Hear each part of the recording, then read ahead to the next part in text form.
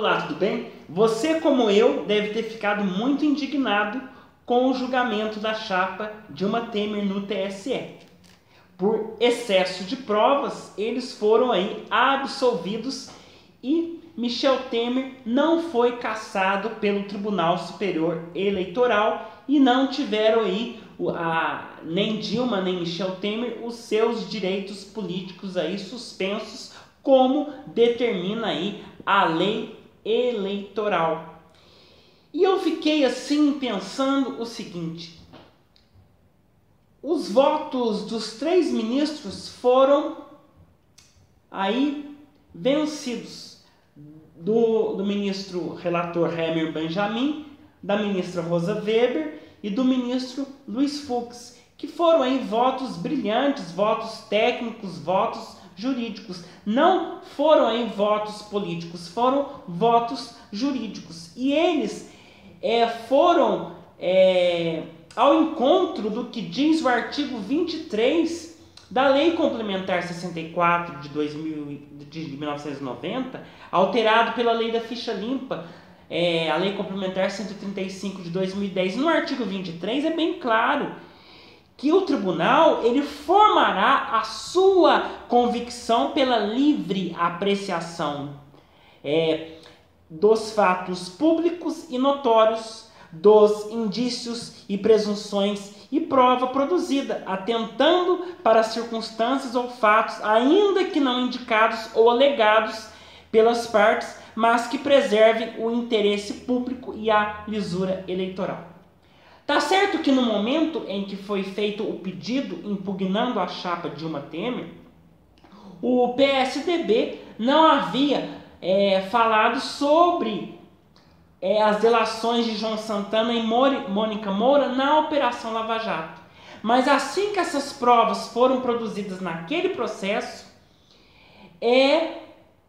o ministro relator do TSE, o ministro Hemer Benjamin, ele considerou essas provas e chamou para ser ouvido neste processo do TSE João Santana e Mônica Moura. Eles foram ouvidos, inclusive a defesa de Dilma e Temer fizeram perguntas para essas testemunhas e foi muito bem confirmado o abuso aí do poder econômico.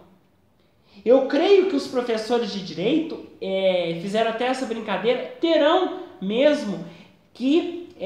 muito trabalho aí para explicar essa nova jurisprudência do Tribunal Superior Eleitoral, porque houve aí excesso de provas, se provou o abuso do poder econômico e ainda assim a chapa Dilma Temer foi aí absolvida pelo presidente do TSE, Gilmar Mendes, e os outros 3 ministros do Supremo, o Tarcísio e o Napoleão, e o outro ministro que eu não estou me recordando o nome, que votaram aí pela absolvição da chapa Dilma Temer.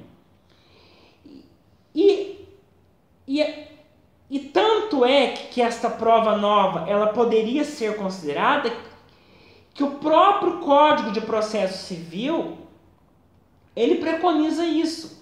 Ele preconiza no seu artigo 493 do atual Código de Processo Civil, que é uma repetição do que já previa o Código de 73. O Código de Processo Civil, no artigo 493, ele diz que se depois da propositura da ação, que foi o caso que houve, algum fato constitutivo, modificativo ou extintivo do direito influir no julgamento do mérito, caberá ao juiz tomá-lo em consideração de ofício ou a requerimento da parte no momento de proferir a decisão.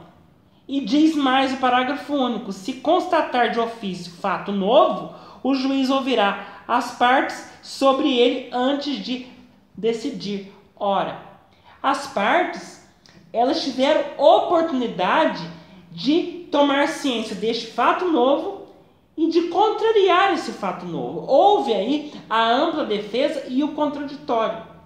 O TSE falar que não caberia considerar o depoimento de João Santana e Mônica Moura para dar um julgamento e caçar a chapa foi um absurdo, porque a própria lei permite isso, como eu li tanto a lei da inelegibilidade, no seu artigo 23, como o próprio Código de Processo Civil.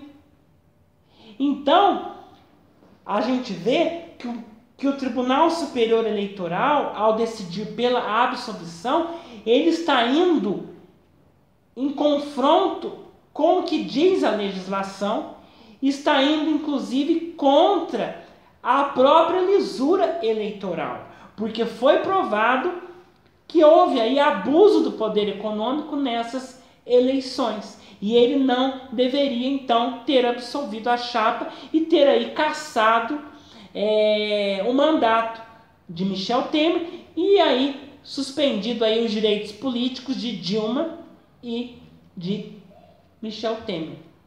Mas foi uma decisão política, quiseram aí preservar o mandato de Michel Temer. Não sei até quando que ele terá o fôlego para continuar governando o nosso país. Não sei se ele conseguirá que as reformas previdenciárias e a reforma na legislação trabalhista seja aí aprovada da maneira que ele quer. Eu não sei se todas as reformas que ele pretende fazer, ele vai conseguir, devido aí ao relacionamento com os congressistas, que está aí um pouco manchado no Congresso Nacional. Então, nós não sabemos se até 31 de dezembro de 2018 Michel Temer conseguirá aí governar o país. O nosso país está sangrando numa crise ética muito grande, numa crise moral, numa crise das instituições, numa crise econômica, e nós queremos saber como que o nosso país sairá desta crise. Estamos vivendo aí um momento de perplexidade diante de todos esses fatos que estão assolando o país. O mundo político está manchado pelos diversos escândalos de corrupção que nós vemos diuturnamente.